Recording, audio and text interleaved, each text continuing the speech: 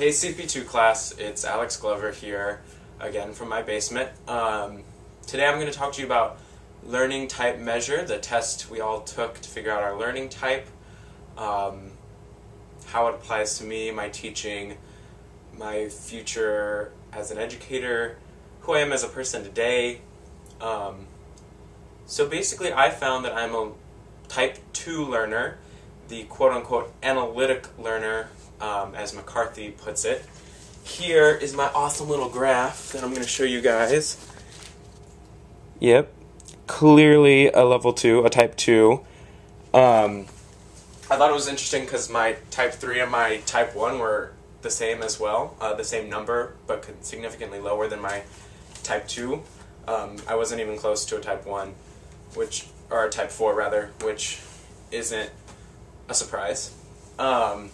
When I first words I saw analytic learner type 2, I was just like, yep, OCD, anal retentive, very organized, very put together,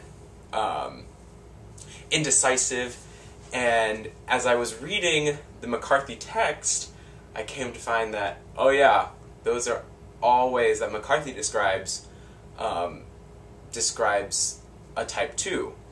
Some of the other ways people describe type 2, Jung described type 2 as the thinkers, the intellectuals. Hunt describes the type 2s as the people who form reality. Earl said that the type 2s were the indecisive thinkers, which I thought was really kind of comical because I am so indecisive. You can ask pretty much anyone who wants to go to lunch with me that I cannot make the decision. But at the same time, Merrill described the type 2s as picky, which I was just like, yes, exactly, indecisive and picky. That's who I am. Because while I don't want to be wrong and choose the wrong restaurant for lunch, I also don't want to eat at anywhere where they're serving Asian food, spicy Mexican food. The PowerPoint gave some unique perspectives on the different types of learners, saying that the type 2s, if you consider them a drink, are the scotch drinkers, the martini with olive drinkers, and I was just kind of like, wouldn't know, haven't had either of those, but very interesting perspective. Said that the type 2s, if they were a car, or what kind of car they prefer, is a high-priced sedan, which immediately I thought to my Ford Focus, my '06 Ford Focus. So they're pretty spot-on descriptors of the type 2 learner. Ultimately, I really agree with the fact that I'm a type 2. I am constantly reorganizing things. For example, I have over here my music collection, or just part of it anyway, sheet music, and all of it is filed by composer's last name.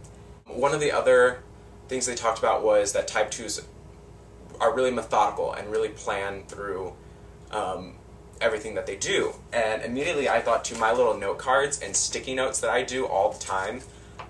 Before I go to bed, if I know like the next day is a really big day, I make note cards of what I have to get done in that day. And so this is just from the other night. I wrote down to do, and it has all the different things I have to do, or needed to do, plan to do in that day.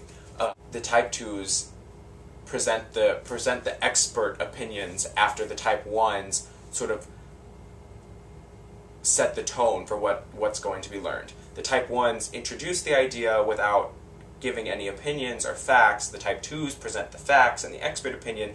The type 3s make you build off of that and start to sort of apply it to yourself, and the type 4s make you apply it to yourself and reconnect it back to who you are. I don't ever want to come off as just a type 2 teacher. Yes, that is my predominant type, but I also feel like I have aspects of the others. And yes, that's true. McCarthy states that we all have all 4 types somewhere within us, but one predominates over the others. And so my challenge is to try and expand my boundaries, be less OCD in my box, and really try to think, what can I do to incorporate all 4 learning types into my teaching, so that I'm not creating robots out of my students by teaching them all the same way every single day, the same subject, but I'm also not leaving any out by teaching in my type 2 box.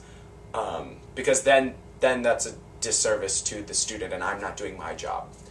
I feel like as the music teacher, that might be easier to employ all 4 types, because since it is such a creative and abstract discipline, we don't have to always be teaching out of a textbook. In fact, we rarely teach out of a textbook.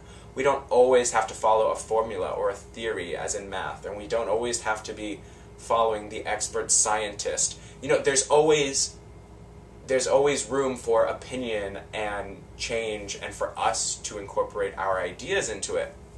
And I think that's one of the big points as far as applying format to music education, is that I can find ways to incorporate all 4 types and all the different types of learners, individuals, expressors, musicians into one classroom.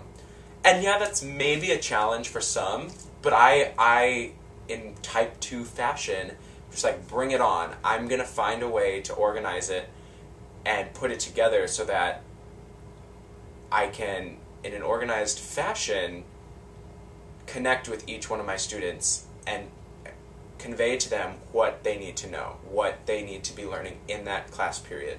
I think understanding the 4 learning types makes it a lot easier for us to connect with each student and really approach teaching in a way of, not in a way of, oh, I'm going to stay in my box, in my bubble, in my sphere of comfort, and instead I'm going to reach out to their sphere and their comfort zone to really evoke change in them, i.e. giving them new information that can change their schema of what we're learning, and change me in that I'm adapting my learning style, my teaching style, so that I can have an effect on them.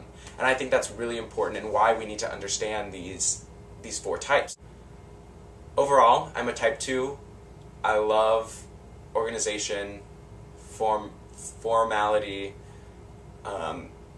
and cleanliness. And so my room, my choir room might be very sterile and white wall, boxy, whatever, but my classroom's going to be fun, and we're gonna make sure that every student leaves the classroom, regardless of what type they are and what type I am, having learned and grown in that class. So that's me. That's type 2. Hope you guys enjoyed the video. Peace.